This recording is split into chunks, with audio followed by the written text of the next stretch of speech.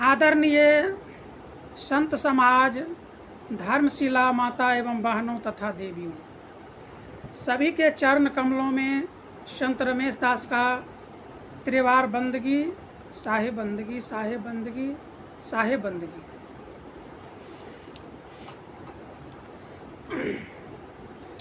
इस संसार में बहुत सारे गुरु हैं जो अपना अपना नाम से पंथ चलाते हैं, पंथाई चलाते हैं और गुरु का काम करते हैं, गुरुआई करते हैं।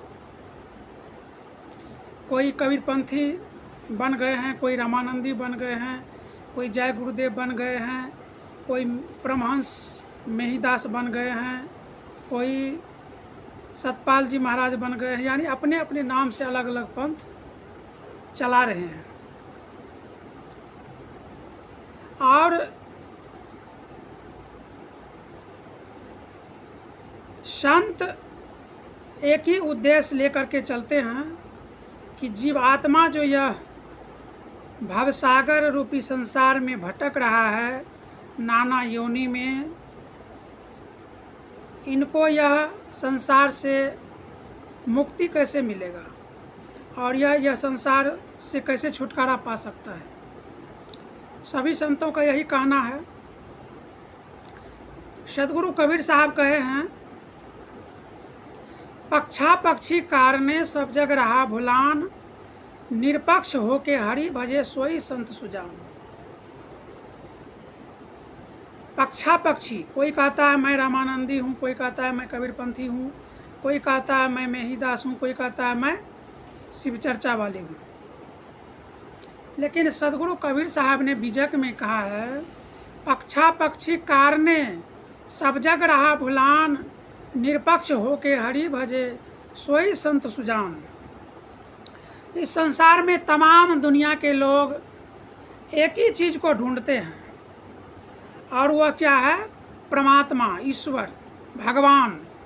उसी के पीछे सारे दुनिया के लोग पूरा जीवन भर लगे रहते हैं परमात्मा को ढूंढने में। लेकिन सफल कोई कोई होता है, बाकी सफल कोई नहीं हो पाता है। इसका क्या कारण है कि पूरा जिंदगी तो परमात्मा के खोज में लगा रहता है। कोई केला पेड़ में ढूंढता है बृहस्पति पूजा करके, कोई मंगलवारी करके पीपल के पेड़ में ढूंढता है, कोई बुधवारी करके ढूंढता है, कोई शुक्रवारी करके ढूंढता है, कोई सत्यनारायण भगवान के पूजा में ढूंढता है, कोई तीर्थ व्रत में ढूंढता है, कोई मंदिर मस्जिद में ढूंढता है, कोई गिरजा गुरुद्वारा में ढूंढता है, और कोई आसमान में ढूंढता है, कोई धरती में ढूंढता है, और कोई अग्नि में ढूंढता है, कोई पानी में ढूंढता है, और कोई घर में ढूंढता है। यानी पूरा जीवन मनुष्य उसी परमात्मा को ढूंढता है, लेकिन वह परमात्मा मिलता नहीं है। तो एक बार बहुत सारे लोग भगवान राम के पास पहुंच गए और जाकर के प्रश्न किए, कहा प्रभु ये बताइए, जो परमात्मा ईश्वर है वह कहाँ रहता है? उसका स्थायी कहाँ है? वह कहाँ निवास करता है? हम लोग का यही प्रश्न है। भगवान राम ने कहा कि देखो परमात्मा कहाँ कहाँ रहता है मैं बता रहा हूँ। तो भगवान राम ने उत्तर दिया, प्रकृति पार प्रभु सब उर्वासी। प्रकृति पार प्रभु सब उर्वासी। उर माना होता है हृदय, कि जो परमात्मा है, जो ईश्वर है, वह सबके हृदय में वास करता है। तो लोगों ने सुना यह उत्तर, लेकिन लोगों को यह पूर्ण विश्वास नहीं हुआ। उन्होंने कहा कि भगवान राम को 14 कला का पूर्ण भगवान माना गया है, और भगवान कृष्ण को तो 16 कला का पूर्ण भगवान माना गया है। इसलिए चलते हैं भगवान कृष्ण से पूछते हैं कि असली क्या है जो राम कह रहे हैं। प्रकृति पार प्रभु सब उर्वासी कि परमात्मा का वास हृदय सभी प्राणी के हृदय में होता है। तो ये बात सत्य है कि असत्य है, जरा भगवान कृष्ण से भी पूछ लेते हैं। तो सभी लोग वहाँ से चल दिए, भगवान कृष्ण के पास पहुँचे और भगवान कृष्ण को पूछा कि प्रभु ये बताइए, जो ईश्वर परमात्मा होता है उसका वास कहाँ है, वह कहाँ रहता है। तो भगवान कृष्ण ने कहा, ईश्वर सर्वभूता नाम है। भगवान कृष्ण ने क्या बोला, ईश्वर सर्वभूता नाम। भूता नाम, भूत माने ये भूत नहीं जो लोग मर जाते हैं भूत बन जाते हैं, ये भूत नहीं। भूता नाम का अर्थ होता है शरीर, 5 भौतिक, यानी शरीर को भूता, भूता नाम, भूत का मतलब होता है शरीर। तो भगवान श्री कृष्ण ने गीता में अर्जुन को भी बताया है ईश्वर सर्वभूता नाम, कि जो ईश्वर है वो सबके हृदय में, सब प्राणी, यानी जितना धरती पर प्राणी है, चाहे हाथी घोड़ा हो, मनुष्य हो, गाय भैंस हो, कुत्ता बिल्ली हो, सबके हृदय में वास करता है। तो यहाँ तो स्पष्ट हो गया, भगवान कृष्ण ने भी वही बात बताया कि परमात्मा सबके हृदय में रहता है। फिर जो है सब लोग पहुँच गए सतगुरु कबीर साहब के पास। बोला चलते, चलो देखते हैं कबीर साहब क्या बता रहे हैं। तो कबीर साहब ने बताया, कस्तूरी कुंडली मिर्ग बसे मिर्ग फिरे बनमाही।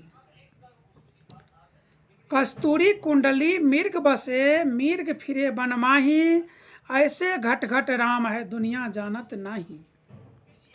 सतगुरु कबीर साहब ने भी कहा कि ईश्वर परमात्मा जो है सबके घट के अंदर में है, यानी हृदय में ही बताया कि सबके अंदर में है। जिस परमात्मा को लोग तीर्थ में खोजते हैं, व्रत में खोजते हैं, सोमवारी में खोजते हैं, मंगलवारी में खोजते हैं, सत्यनारायण भगवान के पूजा में खोजते हैं, अष्टजाम में खोजते हैं, भगत में खोजते हैं, काशी प्रयाग में खोजते हैं, वृंदावन मथुरा अयोध्या में खोजते हैं, और श्राद्ध में खोजते हैं, गया में खोजते हैं, मंगलवारी में खोजते हैं, बुधवारी में खोजते हैं, बृहस्पति में खोजते हैं, पीपल के पेड़ में खोजते हैं, केला के पेड़ में खोजते हैं। पता नहीं यह मनुष्य ये परमात्मा को कहाँ कहाँ खोजते हैं। लेकिन सतगुरु कबीर साहब ने कहा, कस्तूरी कुंडली मिर्ग बसे मिर्ग फिरे बनमाही, ऐसे घट घट राम है दुनिया जानत नहीं।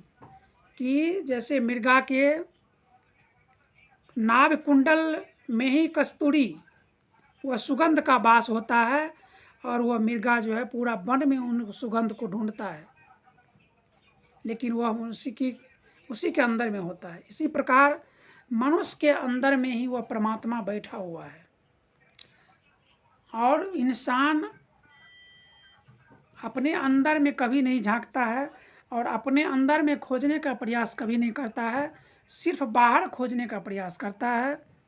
तीर्थ में, व्रत में, छठ में, चौरचन पावन में, होली पावन में, दीपावली में, तीर्थ में, प्रयाग में, मंदिर में, मस्जिद में, गिरजाघर में, गुरुद्वारा में, काशी में, प्रयाग में, मथुरा में, अयोध्या में, यानी बाहर ढूंढता है।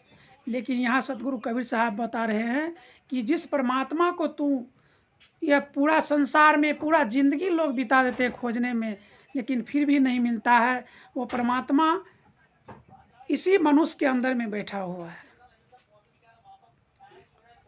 जो कि भगवान कृष्ण भी बताते हैं और भगवान राम भी बता रहे हैं कि सबके अंदर में परमात्मा है।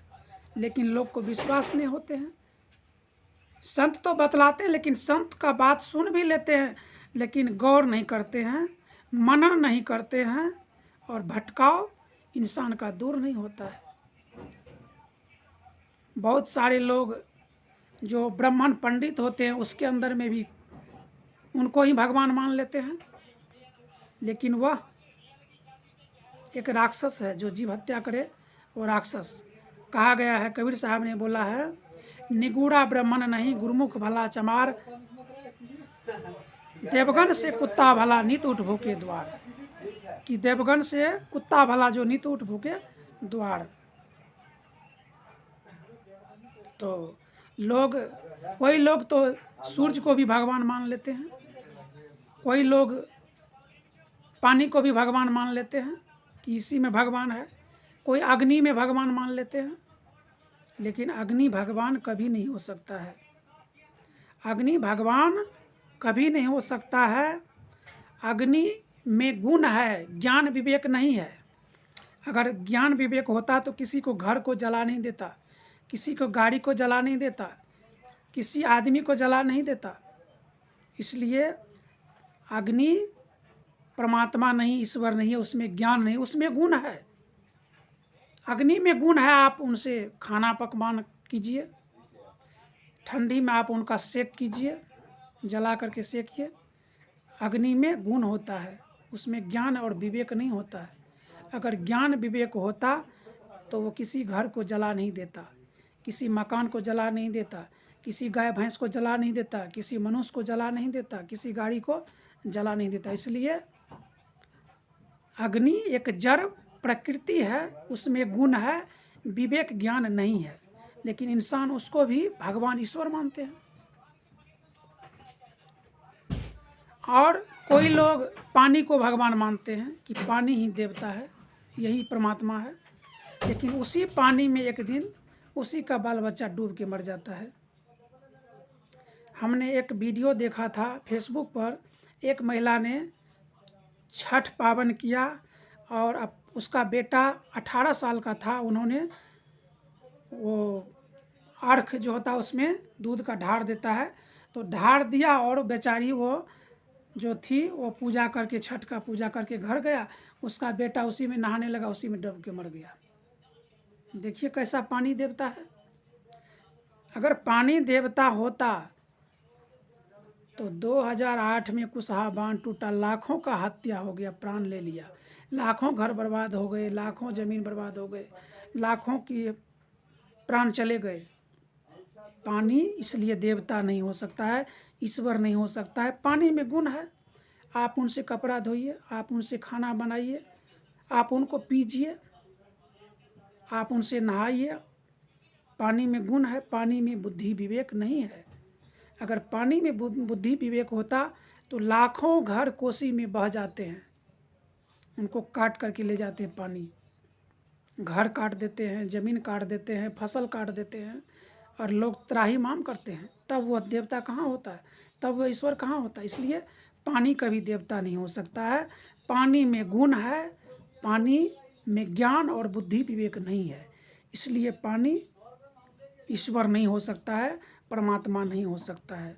कुछ लोग धरती को भी देवता कहते हैं कि धरती ही देवता है, धरती ही भगवान है, धरती ही ईश्वर है। लेकिन धरती भी ईश्वर नहीं होता है। हम बहुत सारे लोग को देखे हैं कि धरती पे घर बना करके रहता है और कोसी जब आता है तो धरती काट करके सब घर को ले जाता है। तो धरती अगर देवता होता, ईश्वर होता, दयालु होता, बुद्धि विवेक होता तो किसी आदमी का प्राण नहीं लेता। अभी भूकंप आता है, धरती फट जाता है, बिल्डिंग गिर जाता है, उसी बिल्डिंग में लोग दबा करके मर जाते हैं। तब बताइए धरती कैसे ईश्वर हुआ। और ईश्वर का मतलब होता है, परमात्मा का मतलब होता है दयालु, निर्दयी नहीं होता है परमात्मा। लेकिन धरती तो निर्दयी हो जाता है, बिल्डिंग को गिरा देता है, भूकंप आने पर फट जाता है, कितनों को प्राण ले लेता है। तो धरती ईश्वर परमात्मा नहीं हो सकता है।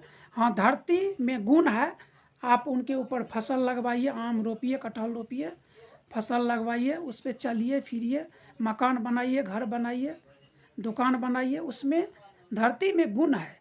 लेकिन बुद्धि विवेक धरती में नहीं है। लेकिन धरती को भी लोग परमात्मा मानते हैं।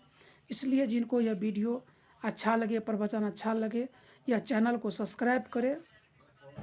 सब्सक्राइब करेंगे तभी मेरा आने वाला वीडियो आप लोग को देखने को मिलेगा।